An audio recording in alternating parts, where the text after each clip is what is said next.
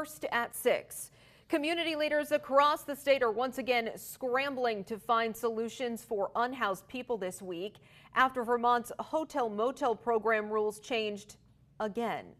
An executive order made by Governor Phil Scott this spring just expired, forcing hundreds of families back onto the streets. ABC 22's Matt Holderman joins us now live here in the studio to further explain what happened and just how some people are responding. Matt.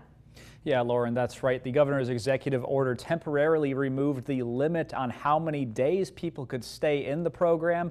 But with that order expiring yesterday, July 1st, it put the 80-day rule back in place, meaning hundreds of people suddenly no longer qualified. Cities like Burlington are now trying to find some new ways to respond, but officials admit their ideas were a little bit rushed.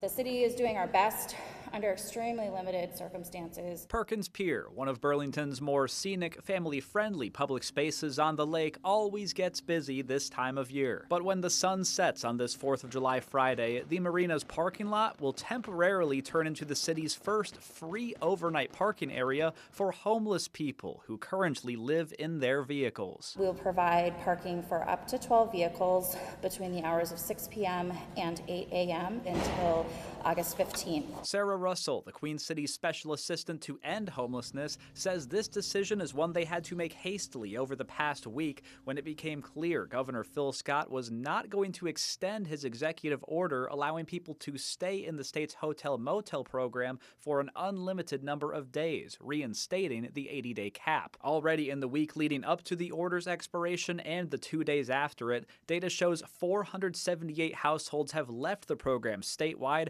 with 100 in Chittenden County alone. Russell says that includes 35 families with 61 children and 40 people with significant medical vulnerabilities. The cycle of the 80-day exits wreaks havoc in our communities. As the city assesses other options, Russell says the overnight parking at Perkins Pier is what they can offer for now. People can get parking permits if they prove they are unhoused and if they provide their driver's license, license plate number, and vehicle registration. But in the nature of whipping up this idea quickly, Russell says they didn't have the chance to get input on the plan before enacting it. That includes no input from the public or from nearby businesses. Due to the limited time frame we had to act on this, we weren't able to engage in a public process like we would have liked to. There wasn't specific outreach to the business community.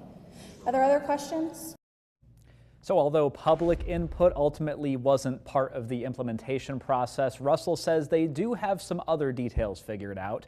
Burlington police will conduct extra patrols while the parking program is in place, and there will be an ADA-compliant porta potty put in the lot.